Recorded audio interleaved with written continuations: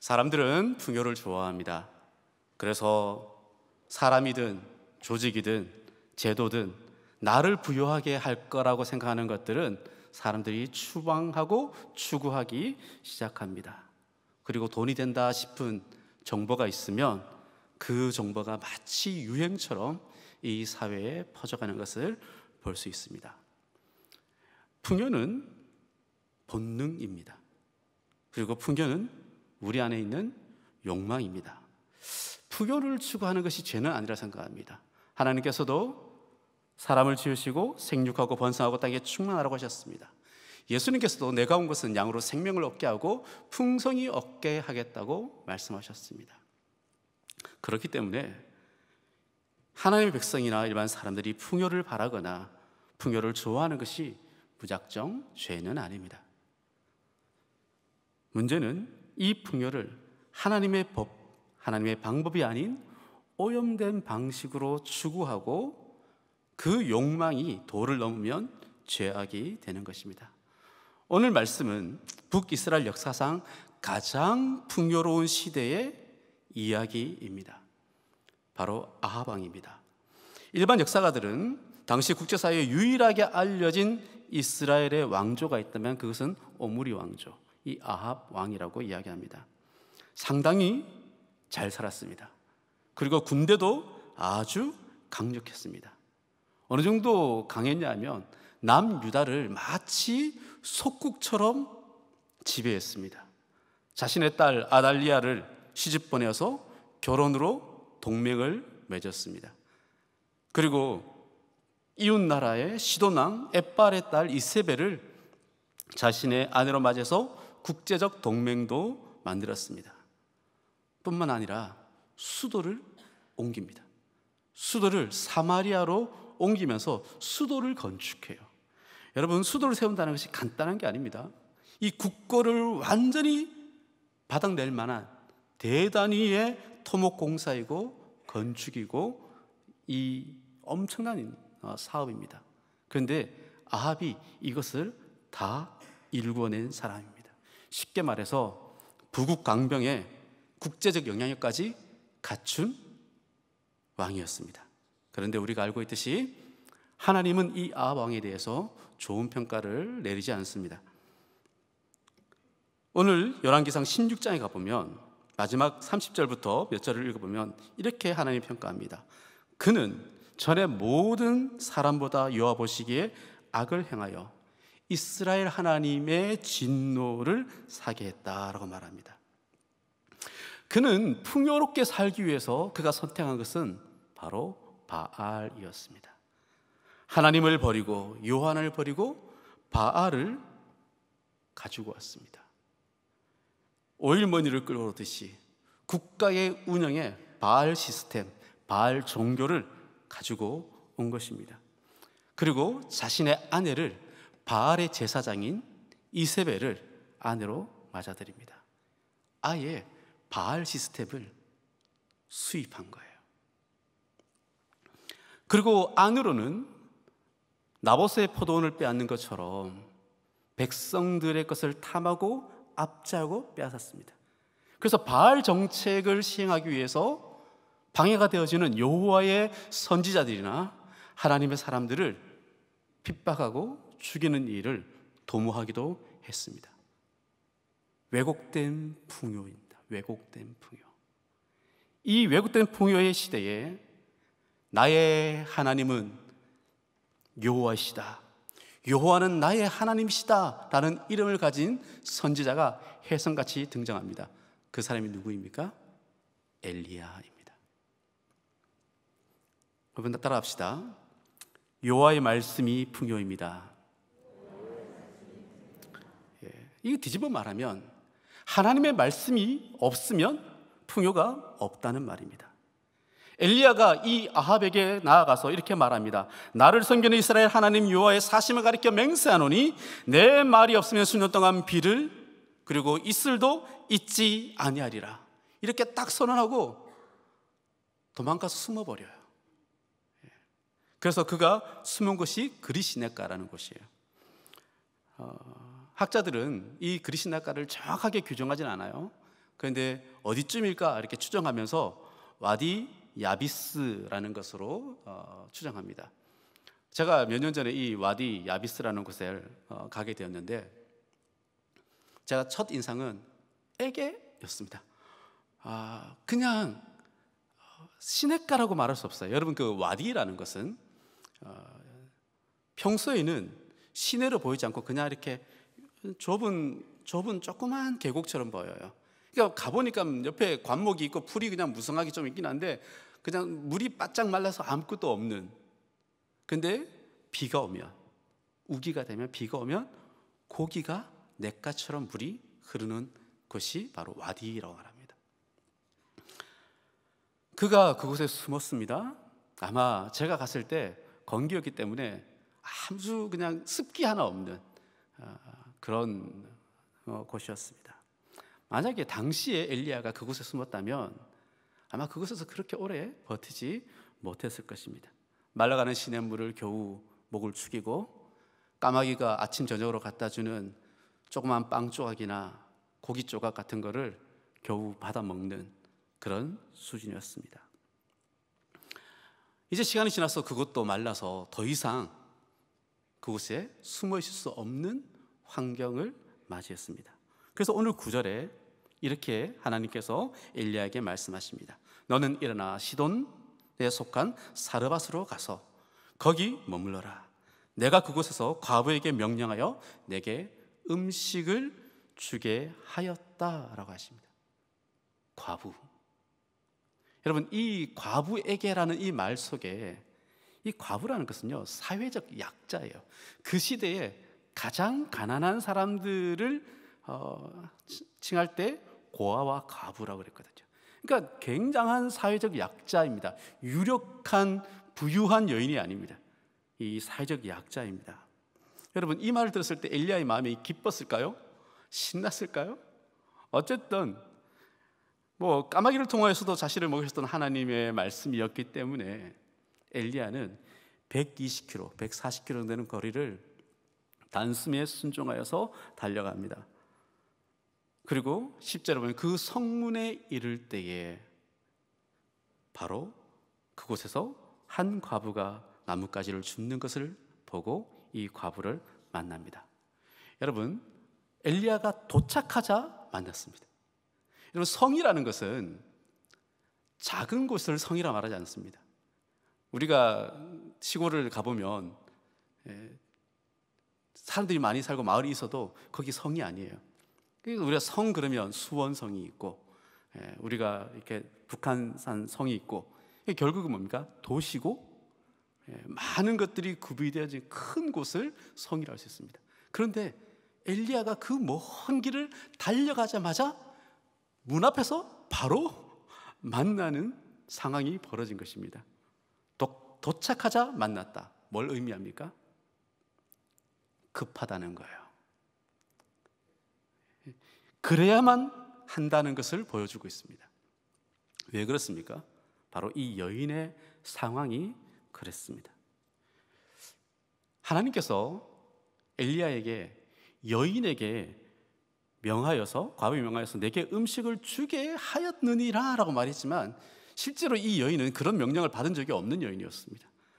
그리고 겨우 땔감 몇 개를 주셔서 마지막 양식을 먹으려고 하는 여인입니다.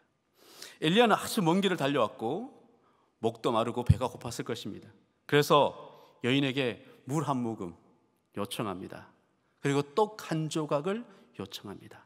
이 한 조각이라는 이 단어는 원래 의미로 좀 해석하면 부스러기라고 해석해도 될 만큼 작은 조각입니다. 그러니까 엘리야가 너무 시장했던 거죠. 그 상황에서 요청하는데 이 여인의 대답이 과간입니다. 뭐라고 표현하냐면, 당신의 하나님 여호와께서 살아계심을 두고 내가 맹세하는데 나는 떡이 없다. 다만 통에 한 움큼의 가루가 있고 기름 조금 있는데 내가 나뭇가지 2개를 주워가지고 이것을 가지고 떡을 만들어서, 음식을 만들어서 나와 내 아들이 먹고 죽으리라 라고 말합니다. 오늘 이 말씀의 한 구절 안에 여인의 형편도 기록되어 있지만 이 여인이 정중하게 이 엘리야의 요구를 거절하고 있는 것을 우리는 볼 수 있습니다. 누가 자신의 마지막 양식을 내어놓을 수 있겠습니까? 여호와의 사심을 두고 맹세하노니 우리는 죽을 것이다. 여러분, 충격적이지 않습니까?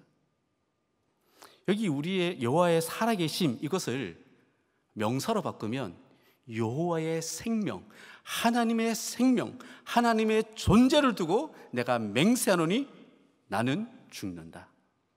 우리는 죽는다. 여러분, 이 여인의 생각이나 마음이 얼마나 절망적입니까? 하나님의 사심, 하나님의 생명으로 맹세하는데 죽는다. 이것이 내가 선택할 수 있는 유일한 선택이고 이것이 내가 도달할 수 있는 마지막 결론이다 라고 말하는 겁니다.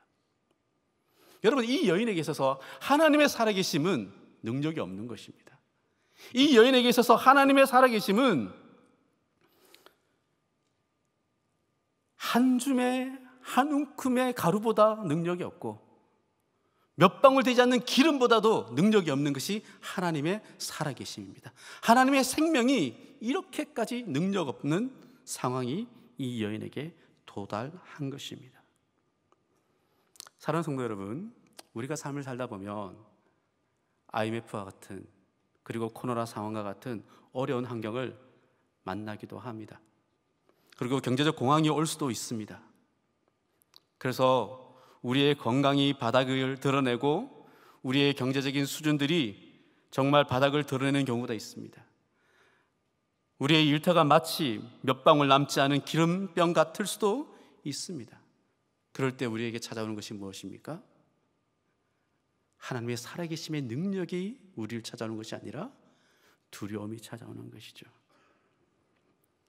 하나님의 살아계심으로 우리가 맹세하지는 않지만 우리의 결과에 대해서 우리는 이 여인과 같은 부정적인 언어를 쏟아낼 수 있습니다.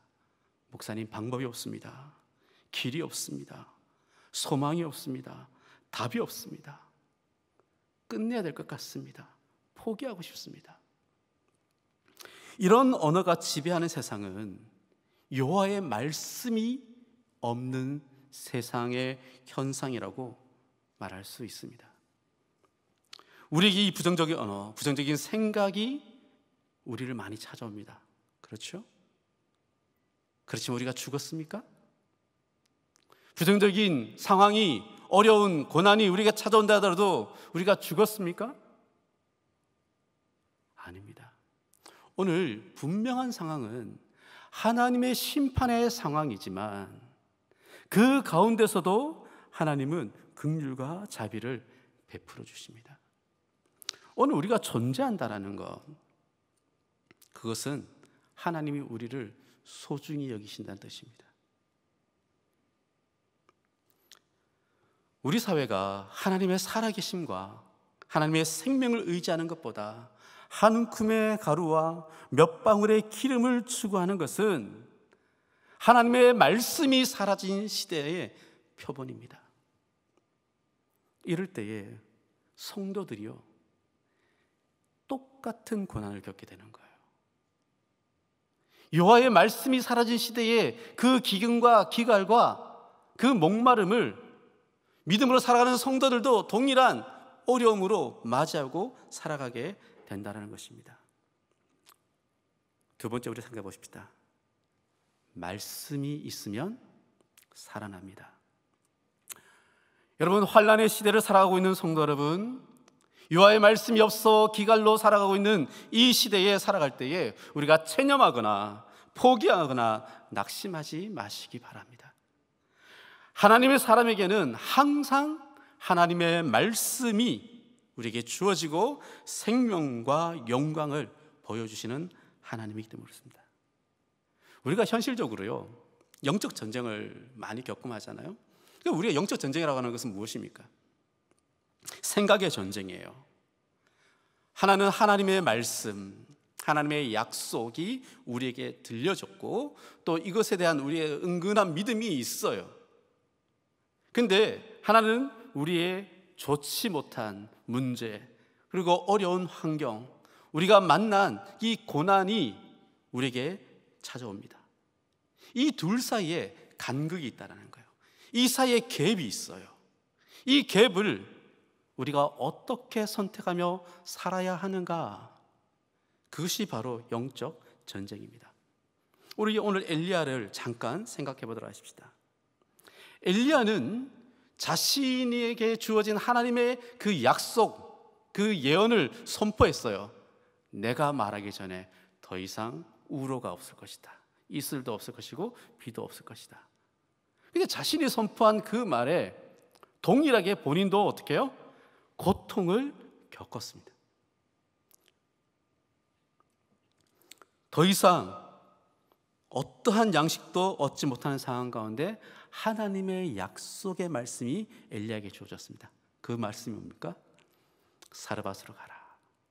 그곳에서 과부를 만날 것인데 내가 그 여인에게 너에게 먹을 것을 주우라고 명령했다라는 하나님의 말씀을 들었습니다.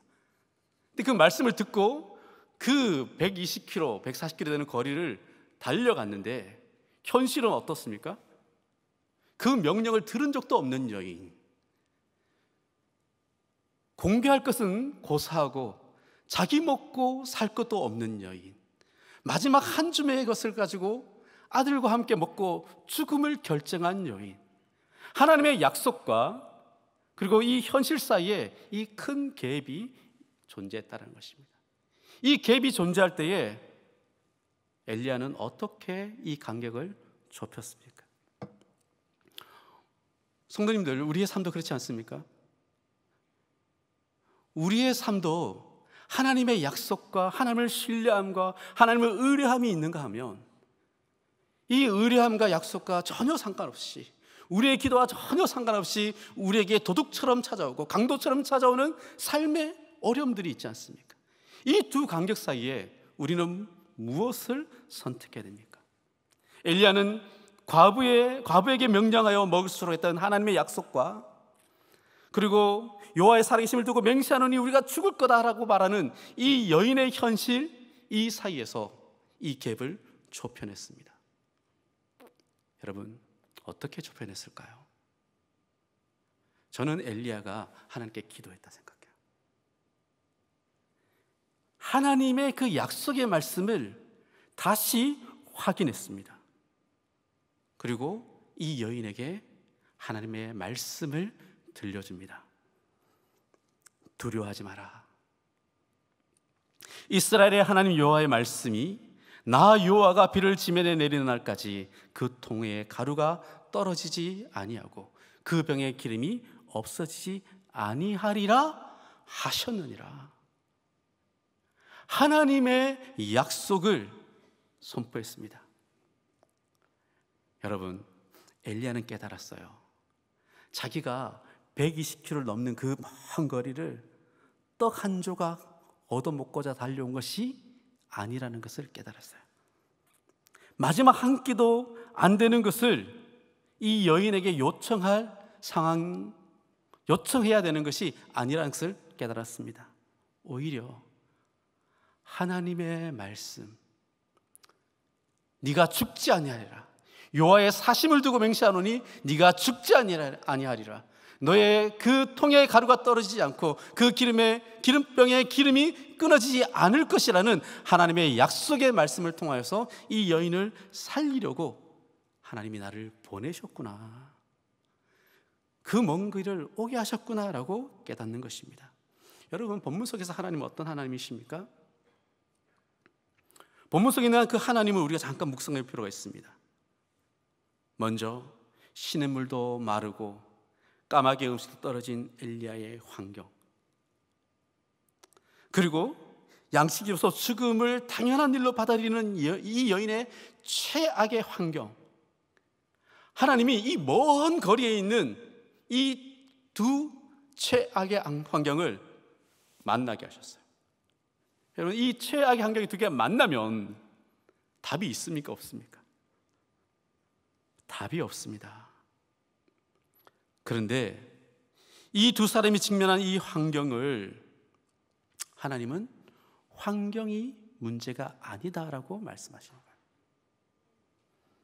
문제를 통하여서 하나님을 의뢰하고 하나님을 경험시키고자 하는 하나님의 마음이 그 속에 있는 것입니다. 엘리야는 이것을 깨달았어요. 엘리야는 이것을 깨닫고 여인에게 전달하는 것입니다. 두려워하지 마라. 나도 최악의 환경이 있고 너도 지금 최악의 환경 가운데 있구나. 그런데 이 하나님의 약속과 우리의 현실 사이에 우리가 담아낼 수 있는 것이 무엇이냐? 그것은 하나님의 말씀인데, 여호와의 말씀에 다시 비가 내리기까지 그 통에 가루가 떨어지지 않고 그 기름병의 기름이 마르지 않을 것이다 라고 하나님의 말씀을 들려준 것입니다. 오늘 이 성경은 급속하게 이 여인이 순종했고, 그리고 실제로 엘리야의 말대로, 하나님의 말씀대로 그렇게 되었다라고 매듭을 짓고 있습니다. 사랑하는 성도 여러분, 우리는 매일같이 하나님의 약속과 우리의 현실의 도전 앞에 마주하게 됩니다. 뿐만 아니라 세상의 바알 같은 그 물결이 흘러와서 마치 우리의 믿음을 지키며 살아가는 것이 어려움같이 느껴지는 현실을 맞이하게 됩니다. 그러나 하나님의 사람은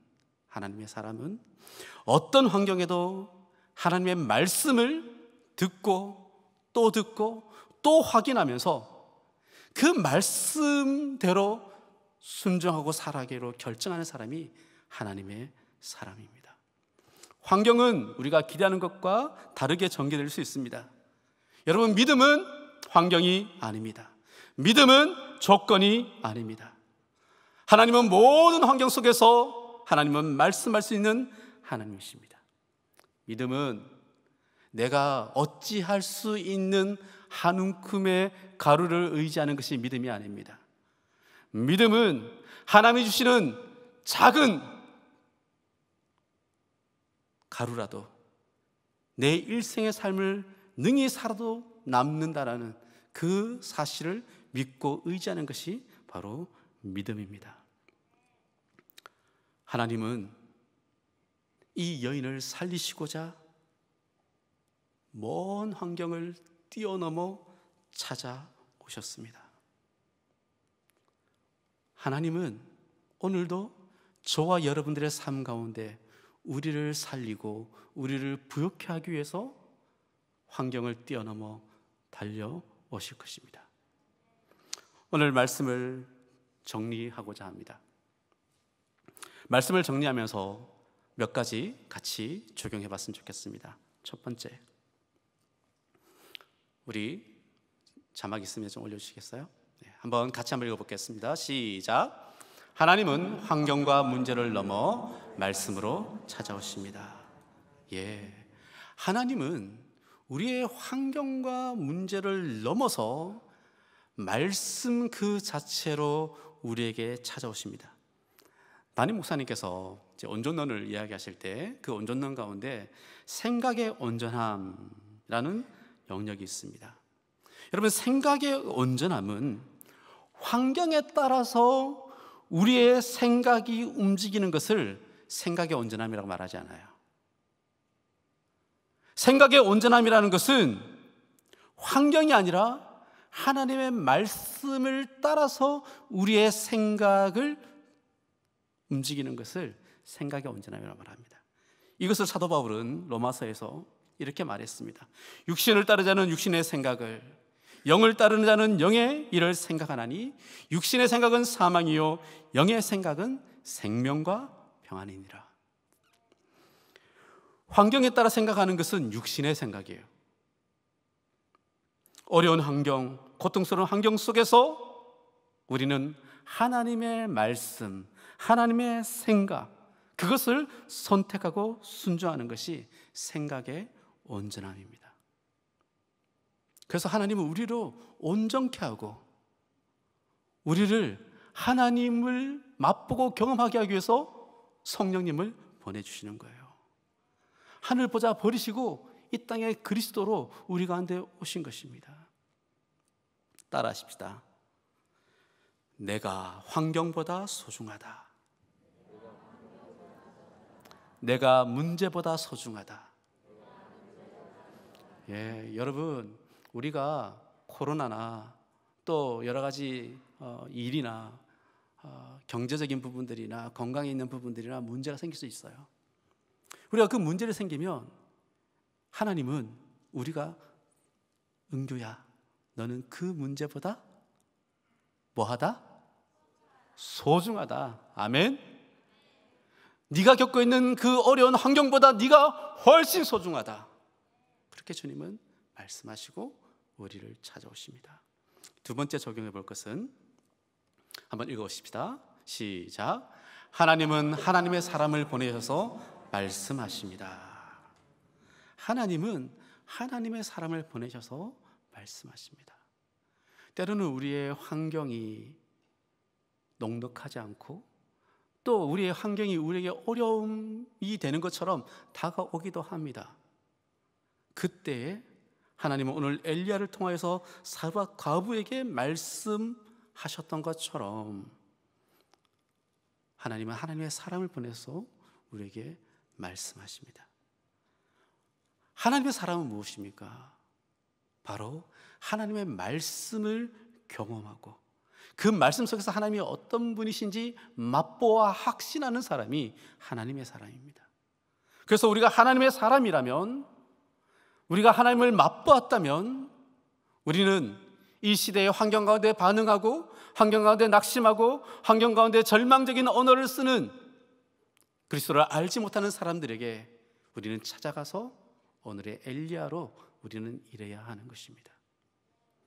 하나님은 우리를 이 시대의 엘리야처럼 하나님을 맛보고 하나님을 알게 하는 사람으로 쓰기 원하신다는 사실을 믿음으로 받으시기를 주의 이름으로 축복합니다. 이제 세 번째 적용하겠습니다. 세 번째 적용은 따라합시다. 믿음의 사람은 믿음으로 말합니다. 믿음의 사람은 믿음으로 말해요. 믿음은 하나님의 선물입니다. 그래서 하나님이 주셔야 믿어요, 사실. 그런데 하나님은 말씀으로 우리에게 믿음을 주시기를 원하시는 거예요. 이번 주 토비세가 제20차 글로벌 특별 새벽 부흥의 예령의 날로 선포했습니다. 이날에 미국 48대 대통령인 마이크 펜스가 특별 간증을 하십니다. 여러분, 이게 우연한 것 같지만 결코 우연히 만들 수 없는 사건이에요. 그는 가톨릭 신자였습니다. 그런데 그에게 하나님의 말씀이 들렸고, 그리고 그는 믿음을 선물로 받은 사람입니다. 그래서 그가 미국 현실 정치에서 신앙의 양심을 가지고 복음주의 가치를 현실 정치에 적용하고 실현하기 위해서 평생을 믿음으로 살았던 사람입니다. 그래서 그분이 이번 주 토비스의 간증을 하시게 된 거죠. 제 마음속에 그런 생각이 들었습니다. 야, 일평생 믿음으로 살았던 사람, 그리고 현실적으로 노력했던 그 사람의 그 믿음의 고백은 무엇인가? 하나님께서 영광을 받을 그 자리에 하나님께서 그분을 세우셨다면 아마 하나님이 하시는 일들을 말씀하지 않을까 생각합니다. 그래서 믿음의 사람은 믿음으로 말하는 것입니다. 오늘 이 자리에 나오신 성도 여러분, 그리고 이 영상 설교를 듣고 있는 모든 성도 여러분, 이번 토비세를 사모하여서 하나님의 사람으로 말씀하시는 그 음성이 무엇인지 한번 들어보고 함께 도전을 누리는 복된 시간 될 수 있기를 주의 이름으로 축복합니다. 기도하겠습니다. 오늘도 세상의 풍요와 풍조가 아닌 말씀으로 생명과 풍성함을 주길 원하시는 하나님 아버지, 하나님의 말씀의 가치가 훼손되어지고 하나님의 말씀에 경외 없는 이 시대에 우리가 살아갑니다. 그러하기에 믿음의 사람들이 마음이 상하고 깨어지기도 하지만 여전히 살리시고 풍성케 하시는 하나님의 말씀을 우리가 기다립니다. 오늘 우리를 찾아오셔서 주의 말씀으로 우리를 살려 주시옵소서. 사르밧 과부처럼 말씀을 믿고 순종하며 생명을 맛보는 성도의 삶이 되게 하여 주옵소서. 엘리야를 보내어 공고한 심령을 살리시는 하나님의 심정을 깨닫고 우리도 가족과 이웃과 깨어진 사람들을 말씀으로 살리는 오늘의 엘리야로 살아갈 수 있도록 주님 축복해 주시옵소서. 예수님의 이름으로 기도합니다. 아멘.